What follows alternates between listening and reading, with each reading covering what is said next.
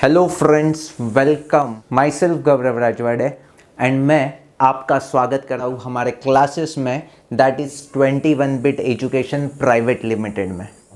देखो, last lecture में हमने रोटेशनल डायनामिक्स में क्या देखा था, तो application of parallel axis and perpendicular axis theorem देखे थे। मेरे ख्याल से आपको बहुत अच्छी तरह से समझे है वो। अब लास्ट का एक टॉपिक बचा है, that is what rolling motion, but pure conceptual topic है, तो इसमें सिर्फ 15 to 20 मिनट्स आपको कॉन्सेंट्रेट करना है। पूरा अच्छी तरह से समझ लो क्लास, बिकॉज इसमें ना कॉन्सेप्चुअल क्वेश्चन के साथ कैसे खेलने का, कॉन्सेप्ट के साथ कैसे खेलने का, उसके रिलेटेड बहुत सारे एग्जाम्पल्स मैं आपको दे दूंगा। देखो, फर्स्ट हम स्टार्ट करते हैं।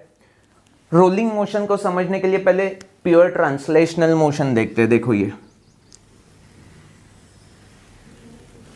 अगर ये ट्रांसलेट हो रहा है तो इसका जो सेंटर ऑफ मास है उसका वेलोसिटी VCM होगा, तो इन सारे पार्टिकल्स का भी वेलोसिटी VCM ही होगा। क्यों? Because they are moving with constant velocity, that is VCM।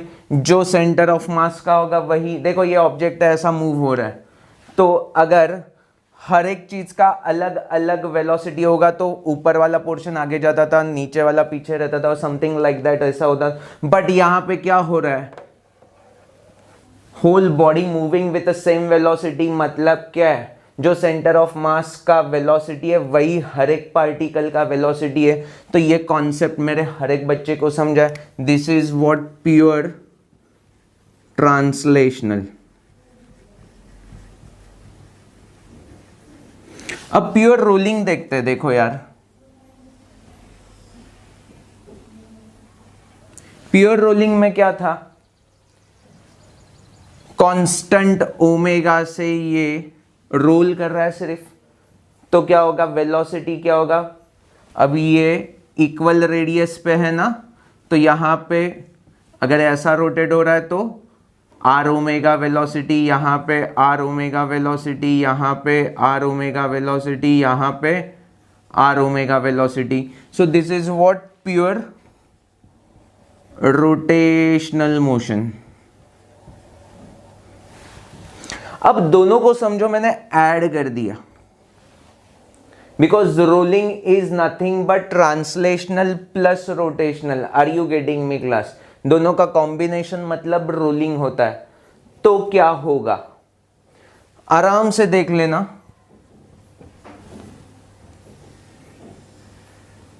इस पॉइंट पे कितनी वेलोसिटीज एक्ट करेगी, VCM एंड आर ओमेगा।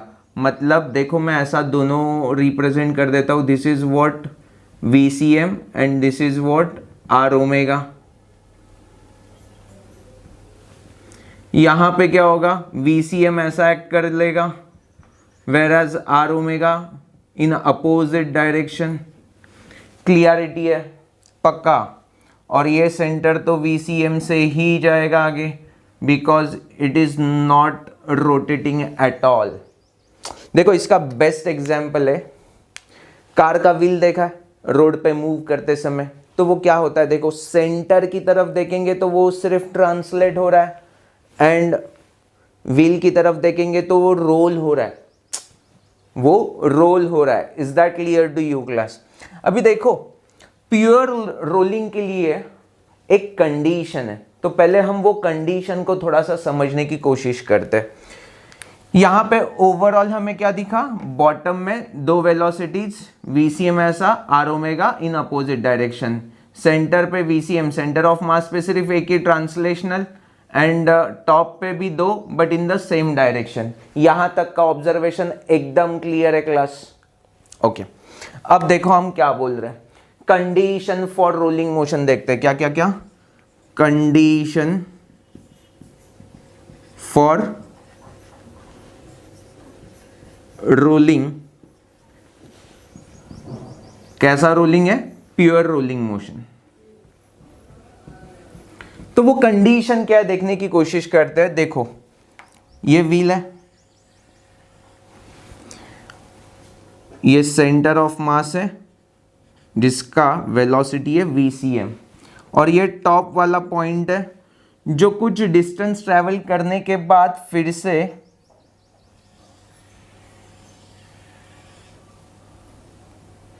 यहां पे आ गया, फिर से वो यहां पे आ गया। Are you getting me? But actually इस पॉइंट पे कॉन्सेंट्रेट करेंगे तो रोल हो रहा है, मतलब कैसे उसका ट्रैजेक्टरी होगा। देखो ये बेसिकली ऐसे जाएगा, बॉटम में आएगा और वापस टॉप पे चला जाएगा। यस और no class? Is that clear to you? Whereas centre of mass की तरफ देखेंगे तो वो स्ट्रेट लाइन में मूव करेगा। Yes, is that clear to you? अब हमने ये जो डिस्टेंस है उसको d एज्यूम कर लिया। कितना? Capital D। ये डिस्टेंस कितना है? Capital D। अब क्या हो रहा है देखो, हाँ क्लास, बहुत ही इंपॉर्टेंट है। ये एक कंप्लीट साइकिल करेगा तब फिर से उसी जगह पे आएगा, तो ये डिस्टेंस कितना होगा? 2πr। तो मैं ऐसा बोल दूं कि दिस इज व्हाट 2πr, तो ये distance is nothing but 2πr होगा। ये distance is nothing but 2πr होगा। Is that clear to you? एक कंप्लीट साइकिल के लिए लगने वाला ना, तो एक कंप्लीट साइकिल के लिए कितना डिस्टेंस वो ट्रेवल करेगा? Definitely 2πr। अब मैं टाइम पीरियड, एक कंप्लीट साइकिल के लिए लगने वाला time, that is what time period से अगर डिवाइड कर दूं तो मुझे यहां पे क्या मिल जाएगा? 2π/t is omega, so this is what omega r, and distance upon time is what? Speed. So ये क्या होगा? सेंटर ऑफ मास का speed, that is what? VCM। So VCM is equal to r omega. This is what? Condition of pure rolling. अभी देखो देखो, बहुत सारे बच्चों को ऐसा लगता रहेगा सर्कुलर मोशन में हमें पता था v is equal to r omega, तो ये नया कहाँ से कंडीशन है? ये तो हमें पता है। तो ऐसा नहीं है, यहाँ का ये v अलग है, वहाँ का v अलग था। सर्कुलर मोशन में जो v था वो टेंजेंशियल वेलोसिटी था, वेयर एज रोलिंग मोशन में v क्या है? सेंटर ऑफ मास का, ट्रांसलेशनल का velocity. Are you getting me? तो दोनों में बहुत सारा डिफरेंस है। सिर्फ फॉर्मूला सेम है तो कॉन्सेप्चुअल अलग अलग है ना, बट कॉन्सेप्ट पूरा अलग है। तो ये पहले डिफरेंस समझा है। Is that clear to you? दूसरा कॉन्सेप्ट ऐसा भी आता है, देखो यहां पे रोल होगा ना, ये बॉटम पे, या यहां पे अभी रोल हो रहा है, तो ये बॉटम वाला जो पॉइंट है ना वो एट रेस्ट होगा ना, मतलब वेलोसिटी वहां पे 0 होगा तो ही होल बॉडी रोल कर सकती है। अदरवाइज क्या होगा? यहां पे कोई भी वेलोसिटी डोमिनेटिंग होगी, आइदर फॉरवर्ड या बैकवर्ड, तो इन दैट डायरेक्शन स्लिप मारेगा। सो यहां पे बॉटम पे जहां पे कांटेक्ट हो रहा है रोड के साथ, वहां पे वेलोसिटी क्या होना जरूरी है? 0 होना जरूरी है, तो ही बॉडी रोल करेगा। तो यहां पे देखो बॉटम पे क्या है? यहां पे VCM है, यहां पे r ओमेगा। अगर ये रिजल्टेंट 0 चाहिए तो यहां से भी एक कंडीशन मिल गया था, VCM is equal to r omega. देखो मैंने दो तरीके से आपको condition of pure rolling prove किया है, होपफुली आपको अच्छी तरह से समझा है। Is that clear to you? अब हम देखेंगे kinetic energy of rolling body. देखो rolling motion translational plus rotational होता है, तो definitely kinetic energy of rolling body is what? Translational plus rotational. हमें रोलिंग के लिए सिर्फ दिमाग में क्या रखना है? VCM इज इक्वल टू क्या है? r omega. ये माइंड में सेट करके आगे का प्रूफ करना है। देखो ट्रांसलेशनल का क्या फॉर्मूला होता है? हाफ mv², और यहां पे v क्या होगा? VCM plus kinetic energy of rotational का हमने फॉर्मूला देखा था, यस और नो? 3 प्रूफ अच्छी तरह से, 4 प्रूफ किए थे। वहां पे काइनेटिक एनर्जी का क्या देखा था? हाफ I ओमेगा², क्लियरिटी के साथ। बट ये I को मैं क्या लिख सकता हूं? देखो I is nothing but mk², where k is radius of gyration, lecture number 1 introduction में ही रेडियस ऑफ गायरेशन बता दिया था। तो आई की जगह पे मैं क्या लिख दूंगा क्लास,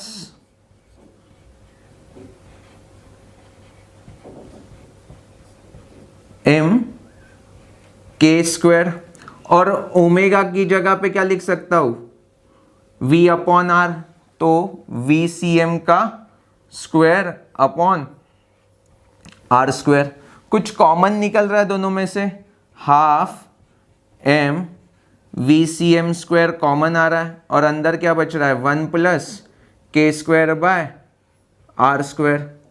तो यहां से हमें एक पता चल गया रिजल्ट की kinetic energy of rolling body is equal to half m v c m का स्क्वायर होल इंटू 1 प्लस के स्क्वायर बाय आर स्क्वायर। अब देखो डिस्क का मोमेंट ऑफ इनर्शिया का फॉर्मूला क्या था, डिस्क का m r square by 2, but I is equal to m k square अगर मैंने सब्स्टिट्यूट किया तो एम एम गेट कैंसल, और k square by are square is equal to क्या मिल जाएगा, half in case of disc. अगर रिंग होता तो देखो इन जनरल क्या चाहिए मुझे, एम आर स्क्वायर का कोइफिशिएंट क्या था, हाफ, तो हाफ आ गया। अब रिंग के केस में क्या था, एम आर स्क्वायर ही था तो उसका कोइफिशिएंट 1 था, तो k square by are square in case of ring क्या आ जाएगा 1। स्पीयर, हॉलो स्पीयर लेंगे तो क्या आ जाएगा, के स्क्वायर बाय आर स्क्वायर का कोइफिशिएंट हॉलो में कितना आता है 2/3। सॉलिड स्पीयर लेते तो 2/5। तो वो वैल्यूज यहां पे पुट कर सकते हैं। अगर हर एक ऑब्जेक्ट का मास कैपिटल एम है एंड रेडियस कैपिटल आर है, तो यहां पे के स्क्वायर बाय आर स्क्वायर ये सब वैल्यूज पुट करके देखेंगे तो काइनेटिक एनर्जी ऑफ रोलिंग किस ऑब्जेक्ट का सबसे ज्यादा होगा, जिसका K square by are square सबसे ज्यादा होगा। प्यार से देखो तो सबसे ज्यादा किसका है, रिंग का है, एंड सबसे कम किसका होगा 2/5, that is what solid sphere का। तो ये सबसे छोटू और रिंग का सबसे मोटू। क्लियरिटी, तो kinetic energy of rolling bodies में सबसे ज्यादा किसका होगा काइनेटिक एनर्जी, रिंग का, और सबसे कम किसका होगा, सॉलिड स्फीयर का। क्लियरिटी है। अब नेक्स्ट जो पार्ट है वो बहुत ही कॉन्सेप्चुअल है। हम क्या देख रहे हैं, देखो friction required for rolling motion, ये टाइटल है, बट बेसिकली हम स्टार्ट कर रहे हैं इंक्लाइंड रोलिंग मोशन से। इंक्लाइंड प्लेन है एंड वहां पे रोलिंग मोशन कैसे होगा वो थोड़ा स्टडी कर लेते हैं। देखो यहां पे इनिशियली ऑब्जेक्ट यहां पे है और वो रोल होके यहां पे आ जाएगा, मतलब क्या कुछ हाइट पे है ना, मतलब इनिशियली उस ऑब्जेक्ट में कौन सा एनर्जी है, कुछ हाइट पे, मतलब डेफिनेटली पोटेंशियल एनर्जी है, और वहां से ड्रॉप किया है तो डेफिनेटली वहां पे काइनेटिक एनर्जी कुछ नहीं है। तो क्या होगा, इनिशियली पोटेंशियल एनर्जी होगी उसके पास and that get converted into यहाँ पे कुछ तो वेलोसिटी होगी, तो वो वेलोसिटी मतलब क्या, काइनेटिक एनर्जी में कन्वर्ट हो जाएगी। यस और no, but kinetic energy of rolling, is that clear to you. अभी काइनेटिक एनर्जी ऑफ रोलिंग हमें पता है, अभी फॉर्मूला रट लिया था। तो पोटेंशियल एनर्जी क्या था, m g h is equal to kinetic energy of rolling क्या होगा, half m v c m का स्क्वायर होल इंटू 1 प्लस के square by are square. Fit है। अब देखो क्या करना है, एम एम गेट कैंसल, तो वी सी एम का फॉर्मूला क्या बनेगा देखते हैं। So v c m square is equal to क्या बनेगा, ये 2 यहां पे गया तो 2 into g h upon 1 plus के स्क्वायर अपॉन आर स्क्वायर। ये सब कुछ स्क्वायर रूट में आ गया तो वी सी एम का फॉर्मूला मिल गया। So this is what formula for v c m. अब हमें ये एक समझ में आ गया कि k square by are square का रेशो जिसका छोटू उसका वी सी एम मोटू। क्लियरिटी। तो अभी मुझे प्यार से बताओ के स्क्वायर बाय आर स्क्वायर सबसे बड़ा किसका था? रिंग का था। तो रिंग का VCM सबसे कम होगा। Is that clear to you? K square by are square सबसे छोटा किसका था? स्पीयर का था। तो VCM उसका सबसे बड़ा होगा। Is that clear to you class? समझ में आ गया? अभी देखो, ये तो हो गया VCM का, ये क्या हो गया? VCM का। अब सेकंड हम देखते हैं एसिलरेशन का फॉर्मूला। तो हमें पता है कि एसिलरेशन के लिए क्या फॉर्मूला यूज कर सकते हैं? V square is equal to u square plus 2AS। यहाँ पे फाइनल V स्क्वायर हमें पता है कितना है, तो उसका स्क्वायर क्या आ जाएगा? 2GH अपॉन 1 प्लस के square upon are square is equal to you तो 0 है एंड 2AS, ए हमें पता नहीं है, S यहाँ पे लिख दिया है, तो 2 गेट कैंसल, ये S यहाँ पे आ गया तो क्या हो जाएगा? H अपॉन S हो जाएगा। येस और नो क्लास? तो मैं एसिलरेशन का फॉर्मूला क्या लिख सकता हूँ? एसिलरेशन भी क्या होगा? अब ये VCM है तो ये भी सेंटर ऑफ मास का ही एसिलरेशन होगा। तो acceleration of centre of mass is G। अब ये H अपॉन S, ये अगर इंक्लिनेशन थीटा होगा तो ये अपोजिट अपॉन हाइपोटेनस बना, मतलब मैं साइन कंपोनेंट बोल दूं तो G साइन थीटा हो गया अपॉन 1 प्लस के स्क्वायर बाय आर स्क्वायर। दिमाग में फिट हो चुका है? मतलब एसिलरेशन सबसे ज्यादा किसका होगा? जिसका K square by are square कम होगा। मतलब कौन? Solid sphere. तो अगर 4 ऑब्जेक्ट देखो, ring, disc, hollow sphere, solid sphere, ये अगर यहां से रोल किए जिनका मास कैपिटल M है एंड रेडियस कैपिटल R है, तो सबसे पहले यहां पे रीच कौन होगा? तो जिसका एसिलरेशन सबसे बड़ा होगा वही यहां पे ग्राउंड लेवल को पहले रीच करेगा। तो एसिलरेशन सबसे बड़ा किसका होगा? जिसका K square by are square सबसे कम होगा। हमें पता है disc, ring, hollow sphere and solid sphere, इनके वैल्यूज क्या है? K square by are square के वैल्यूज क्या है? डिस्क का 1/2, रिंग का 1, हॉलो स्फीयर का 2/3 एंड सॉलिड स्फीयर का 2/5। तो ये 2/5 सबसे छोटी वैल्यू है, तो उसका ही ACM सबसे बड़ा होगा, इसीलिए सॉलिड स्फीयर सबसे पहले रीच करेगा। सेकेंड नंबर पे कौन होगा? 1/2 बढ़ो या 2/3 बढ़ो? 1/2 की वैल्यू 0.5 होती है और इसकी वैल्यू क्या होगी? 0.666। सो डेफिनेटली डिस्क उसके बाद रीच करेगा, उसके बाद हॉलो स्फीयर एंड सबसे लास्ट में ring. Is that clear to you? Concept एकदम क्लियर है। अब सबसे इंपॉर्टेंट चीज क्या है? देखो, यहां पे ना फ्रिक्शन था तो हमें रोलिंग मोशन मिला। अगर यहां पे फ्रिक्शन ही नहीं होता तो चारों के चारों ऑब्जेक्ट ड्रैग कर जाते थे। मतलब क्या? ये एक्सप्रेशन भी टोटली चेंज हो जाता था, because potential energy get converted into kinetic energy. But kinetic कौन सा होता था? सिर्फ एंड सिर्फ ट्रांसलेशनल का होता था। यस और no class? Is that clear to you? So friction is necessary for rolling motion. देखो, इसी एग्जाम्पल को मैं थोड़ा सा मॉडिफाई कर लेता हूं एंड आपको एक्सप्लेन करता हूं। देखो, अब ये रोलिंग नहीं होता था, यहां पे अगर फ्रिक्शन लेस होता था सरफेस तो चारों के चारों बॉडी ड्रैग करते थे ट्रांसलेशनल मोशन में। मतलब kinetic energy of translational, translational क्या है? Half m VCM square. m gate cancel, तो VCM इज इक्वल टू क्या मिलता था? √2GH। अब प्यार से देखो, √2GH में G कांस्टेंट है, H कांस्टेंट है, मतलब वेलोसिटी सबका सेम होगा। यस और नो क्लास? तो it is independent of any object, वो सबका सेम ही होने वाला है। Is that clear to you?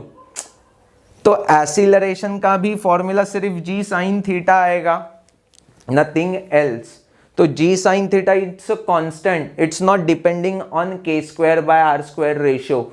So acceleration भी हर एक ऑब्जेक्ट का सेम होगा। तो हम साथ साथ है की तरह पे वो एक साथ ही यहाँ पे ग्राउंड को टच करेंगे, मतलब कोई भी पहला या दूसरा नहीं आएगा, सब साथ साथ में आएंगे। कब? जब फ्रिक्शन लेस है तब।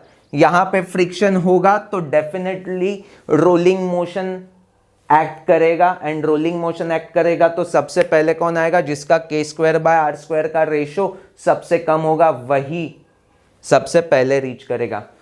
होपफुली आपको ये कॉन्सेप्ट अच्छी तरह से क्लियर है।